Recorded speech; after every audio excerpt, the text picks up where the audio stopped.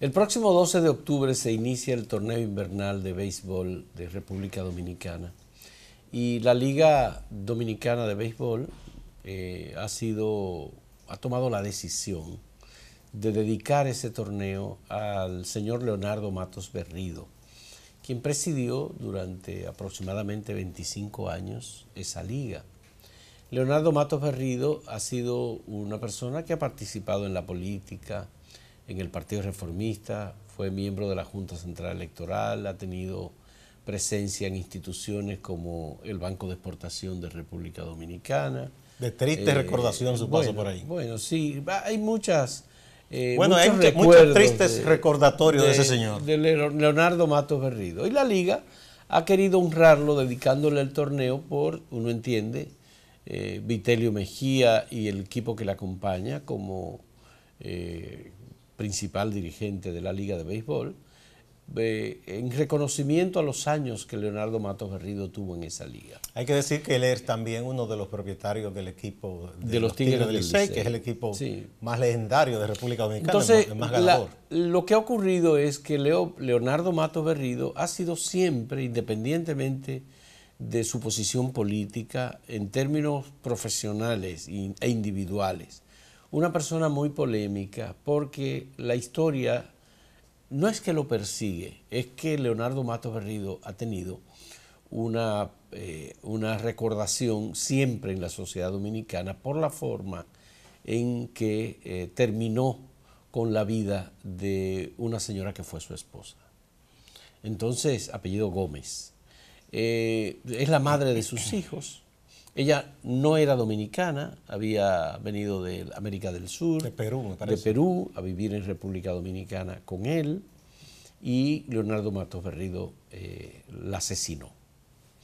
Esta situación ha generado un movimiento de protesta muy fuerte contra la Liga de Béisbol de República Dominicana por dedicar el torneo de este año a Leonardo Matos Berrido. Es controversial porque, sobre todo, hay un movimiento de mujeres creciente en República Dominicana, e instituciones como el Ministerio Público y muchas otras instancias de la sociedad civil han bregado bastante para tratar de reducir los feminicidios en el país. Y reducir los feminicidios requiere, por supuesto, de políticas públicas coherentes, pero al mismo tiempo que no haya modelos que induzcan a ello, o que por lo menos tengan una recordación de impunidad, porque Leonardo Matos Berrido fue apenas apresado y estuvo un año en la cárcel y a partir de ahí ya no hubo. Bueno, hay que recordar la cosa, recordemos que ese hecho ocurrió en el año 1982. Recordemos, aunque no estaba el Partido Reformista, que es su partido, porque ese es de la gente que hizo la continuación del Partido Dominicano de Trujillo, él sale en muchísimos documentales diciéndole discursos, elogiando a Trujillo, fue un favorecido de Trujillo. Cuando Balaguer deja el poder en el 78, que hicieron el famoso juntazo aquel, que se quedaron con la mayoría en el Senado. No, Gustavo, pero ya antes había ocurrido, yo creo que de los años 70, lo de la muerte de... No, es en 82, eso está documentado, quizá otras cosas. Entonces, ¿qué ocurrió? Que la justicia quedó en manos de ese grupo del más antiguo, de los balagueristas, todos esos jueces trujillistas, toda esa gente. Y él fue protegido, independientemente de que ya no estaba en el poder Balaguer en esos momentos. Fueron dando largas, esa gente se paga buenos abogados, especialistas, más con el Código Procesal Penal que no existía, que antes tú recuerdas que los casos se llevaban años. Recordemos el señor de Santiago, que maltrató a la señora Llavería muchísimos años. Sí. Entonces, vuelve Balaguer en el 86. Balaguer lo nombra cónsul en Puerto Rico. En Puerto Rico, las mujeres organizadas, informadas por mujeres organizadas de República Dominicana, le hizo un gran repudio a este señor. Y él no pudo nunca juramentarse. No fue. Después lo enviaron al Vaticano. Ahí sí se juramentó, ¿verdad? Porque parece que las monjas no estaban muy enteradas de lo que había ocurrido. Entonces, ha sido una persona infame, esa es la palabra. No es una persona de buena fama, pero son de la gente que en este país se han amparado en esa impunidad, que sus vínculos políticos proceden de esos sectores, de esa historia tan oscura que significó esa dictadura, y todavía se sienten impunes. Entonces yo creo que eso ha sido un error muy grave de la liga. Y lo sentimos por una persona que es un caballero, Vitelio Mejía, que es el presidente de la liga, que no es una tampoco decisión individual, me parece. Eso se elige entre los directivos de los equipos, se ponen de acuerdo. Pero es un gravísimo error. Pero están a tiempo para sacar la pata de esa metida de pata que dieron.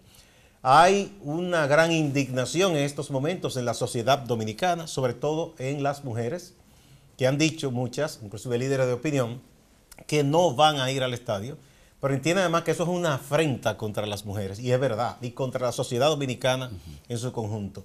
Y la liga debe dejar sin efecto esa decisión, porque no le hace ningún bien en el momento en que la liga quiere proyectar, y en ese sentido Vitelio Mejía ha estado haciendo esfuerzo, el deporte de béisbol como un deporte de la familia. Está tratando de quitar cosas que se hacían como el exhibicionismo de mujeres muy voluptuosa, que parecía más bien cosa de un nightclub que de un estadio. Ya hay de hecho equipos que han quitado eso de las bailarinas. Entonces si se hace ese esfuerzo al mismo tiempo, es un contrasentido que se le dedique el torneo a una persona que precisamente está señalada como un feminicida. La situación obviamente afecta al béisbol en general, no tendría por qué ser de ese modo. Es verdad que Leonardo Matos Berrido ha sido dirigente, presidente de la Liga de Béisbol durante mucho tiempo y parece que fue un líder indiscutible porque no había forma de que lo sustituyeran. Varias veces hubo intentos de sustituirlo. Él viene de la tradición trujillista, esa gente que quiere morirse en los puestos. Bueno, pero finalmente fue posible y la llegada de Vitelio Mejía a la liga ha representado una renovación. Un aire fresco. Y un aire fresco, distinto, una persona con criterios igualmente renovados sobre lo que debe ser el béisbol. Vitelio es de los accionistas de uno de los equipos, de los Leones del Escogido. Sí, pero en este caso él cesó para dedicarse a la parte más institucional. Exactamente. Entonces, esto se produce además en un año en el que el movimiento Me Too ha tenido un efecto sumamente importante en el mundo y también especialmente en Estados Unidos. El Me Too es un movimiento de mujeres que identifica, fundamentalmente se dedica a identificar a personas que han agredido a mujeres y que la han agredido físicamente, pero que la han agredido moralmente o que la han agredido sexualmente.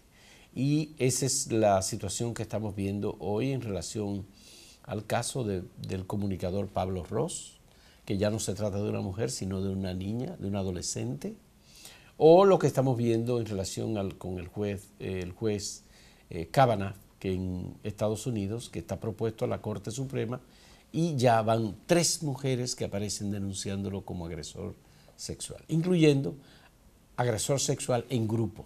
Es la última acusación que le ha salido. Cosas que han ocurrido, por ejemplo, esa emblemática actriz Rita Moreno, puertorriqueña nacida en Estados Unidos, ganadora del Oscar y excelente actriz de una gran carrera, ya tiene 85 años. 85 Recientemente dijo cosas muy duras de Donald Trump y dijo que es un nombre que ella no quiere ni pronunciar, que entiende que eso ha sido lo peor que le ha ocurrido a Estados Unidos porque es un hombre que odia a las mujeres, tiene que un agresor sexual y que se burla de eso además y que menosprecia a la gente cuando entiende que él es mejor que los demás.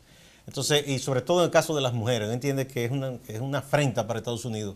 Entonces, eso es lo que está ocurriendo en el mundo, se están poniendo las cosas claras. Lo estamos poniendo en contexto para decir que lo de Leonardo Matos Berrido es un contrasentido a lo que está ocurriendo, obviamente. Entonces, tienen mucha razón las personas, sobre todo mujeres, que se han indignado y han protestado y han criticado acremente a la Liga Dominicana de Béisbol por dedicar este torneo que viene a Matos Berrido. Yo creo que está a tiempo la Liga de corregir ese error y pedir excusas. Bueno, identificar claramente cuál es su objetivo, su propósito, y sabemos que en el caso de Vitelio Mejía no se trata, por supuesto, de reivindicar ningún crimen, ninguna violencia ni ninguna agresión. Y yo creo que ninguno de los demás directivos de los equipos, porque no son personas de esa calaña. Hay gente de familia, ¿no?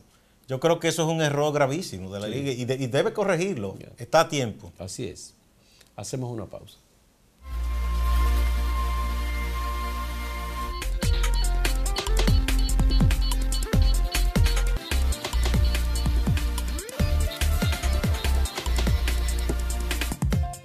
Bueno, el asunto de los altos precios de los combustibles está generando mucho ruido y preocupación, ya no solo en personas que se ganan la vida en el sector privado con actividades que dependen mucho de los combustibles como insumo, como es el caso de los transportistas de carga, ¿verdad?, los camioneros y los transportistas de pasajeros. También ya antes hubo protesta de taxistas, incluso de mototaxis, y ha habido ya pronunciamientos de, por ejemplo, partidos de oposición como el PRM, que va a someter, ha dicho, un proyecto de ley para revisar esa ley. Ha habido también políticos, incluso del propio PLD, el caso de Amarante Baré, que es aspirante presidencial, ha dicho que hay que buscar un acuerdo entre todas las partes y ver cómo se logran bajar esos precios. Guillermo Moreno hizo un problema. Guillermo Moreno también. Hay un tema con eso de los combustibles, que además de los impuestos que el gobierno le pone, y eso es automático, ¿verdad? Y el gobierno de ahí obtiene muchos recursos. Sabemos que no depende en principio del país, de nosotros, porque nosotros no producimos petróleo y apenas se está refinando aquí petróleo para combustible, lo que se consume mucho más que lo que genera la refinería. Entonces hay que importarlo y entonces hay la tasa de cambio influye, el transporte marítimo, etcétera, etcétera. Pero hay unos márgenes de comercialización y ahí han identificado economistas, incluso diciendo que si se revisa eso, se podría lograr una baja considerable en los precios. Yo creo que el gobierno debe buscar la manera, más que recurrir al expediente del subsidio, que sabemos que eso se presta a muchísima corrupción, tanto en los transportistas como en otros sectores, como se subsidia, se hace de todo con eso. Bueno, tuvo suerte el gobierno, estando fuera del país, el presidente de la República, que había salido a la Asamblea General de Naciones Unidas. Estaba programado para esta semana un paro de labores de los transportistas de carga de Fenatrado. Y hubo una negociación encabezada por Gustavo Montalvo y el ministro de Defensa, el director de la policía, el jefe del DNI.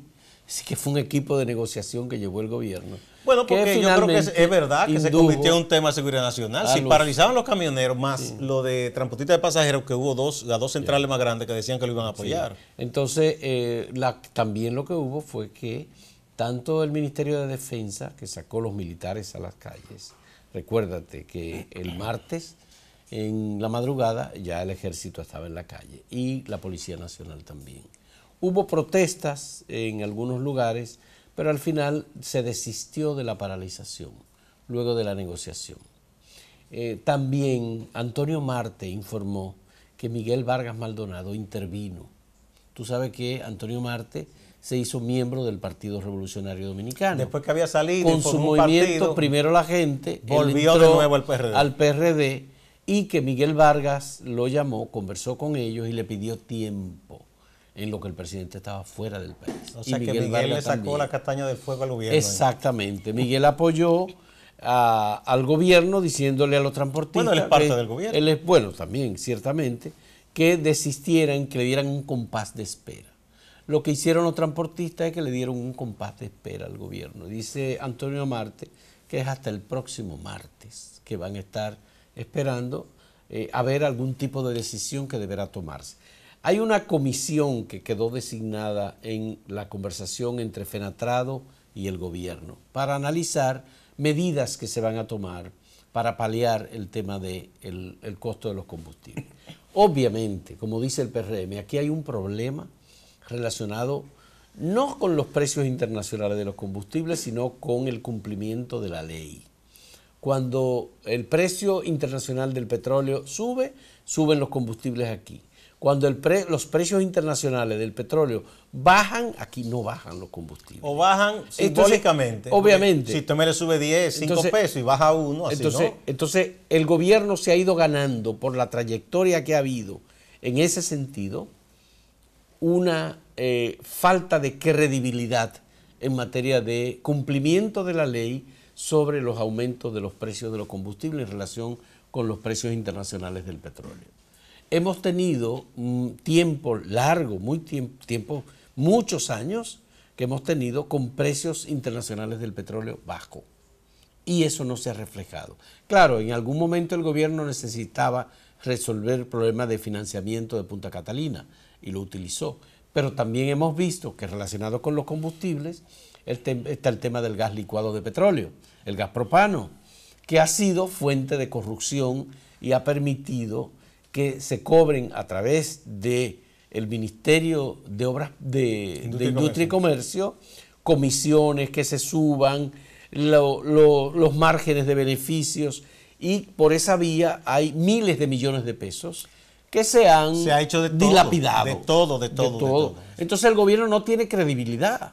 Las autoridades, independientemente de que esté el ministro Nelson Toca en Industria y Comercio o de que estuviera anteriores ministros, ahora no tiene que ver con que sea Nelson o que sea Temístocles Montaz. No, es que sencillamente el gobierno perdió la credibilidad.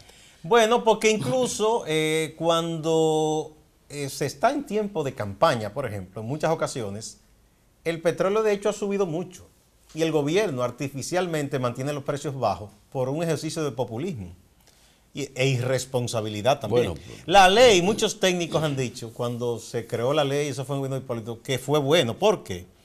Porque anteriormente a eso había una decisión discrecional del gobierno. Y todo eso era traumático cuando se tenía que anunciar un aumento de precio de los combustibles, sí, una huelga. Entonces, eso es automático, muy bien. Ahora, pero hay que cumplir con la ley. Bueno, una de las cosas tú debes recordar lo que pasó aquí en el año 2000. El gobierno de Leonel Fernández, aún con precios internacionales del petróleo muy altos, que había subido mucho, el gobierno decidió no tocar los precios de los combustibles. Porque venían las elecciones ahí. No, porque venían las elecciones y que luego vino el nuevo gobierno. Para que el nuevo gobierno tuviera que tomar la decisión. Entonces, eso le tocó al nuevo gobierno tomar la decisión. Y eso genera impopularidad. Claro. Entonces, eso fue lo que pasó. Y es lo que ha estado pasando, señores, en el gobierno dominicano en relación con los precios de los combustibles. Pero hay que decir una cosa, y los precios del gas propano. Hay que decir una cosa más respecto a eso. Y aquí, ahí yo creo que los propietarios de las empresas que distribuyen combustible tienen una gran parte de la culpa en ese sentido.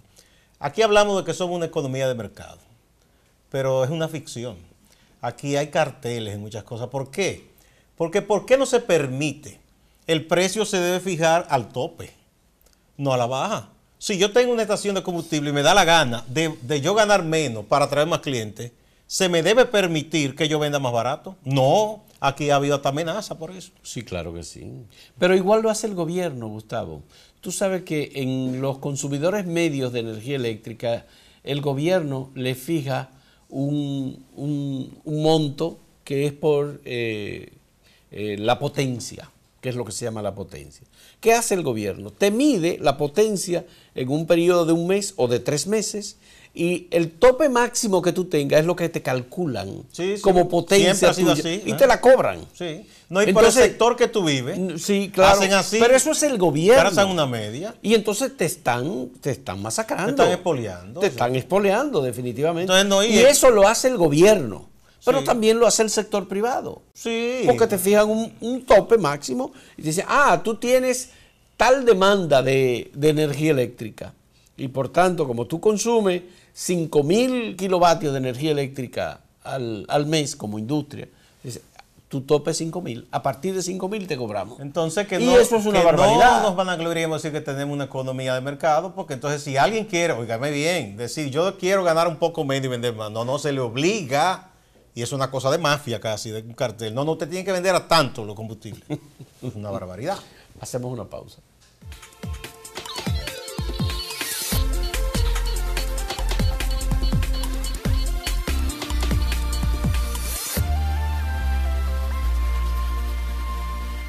La nueva embajadora de Estados Unidos, la señora Weinstein, acaba de hacer una visita a la primera institución del Estado Dominicano, luego de la recepción que ella hizo en la en la casa de la embajadora frente al Banco Central, en la Leopoldo Navarro, la primera visita oficial que ella realiza a la alcaldía es a la alcaldía del Distrito Nacional.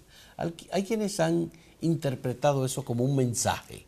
La gente a todo le busca unos matices, le están buscando matices a la visita que hizo la señora Weinstein al alcalde del Distrito Nacional, David Collado. Pero que ya estuvo con el presidente cuando ya entregó las cartas credenciales. Bueno, pero eso era obligatorio, Gustavo. Bueno, y con el ministro de Relaciones Exteriores estuvo también. Entonces, bueno, ¿cuál es? Eso es obligatorio también, ¿Por qué hay que buscarle la quinta pata al gato? Pero eso es obligatorio, ese era lo protocolar. Lo formal. Lo formal. Ahora, la primera institución con la que ella tiene una reunión es una institución que está en manos de la oposición.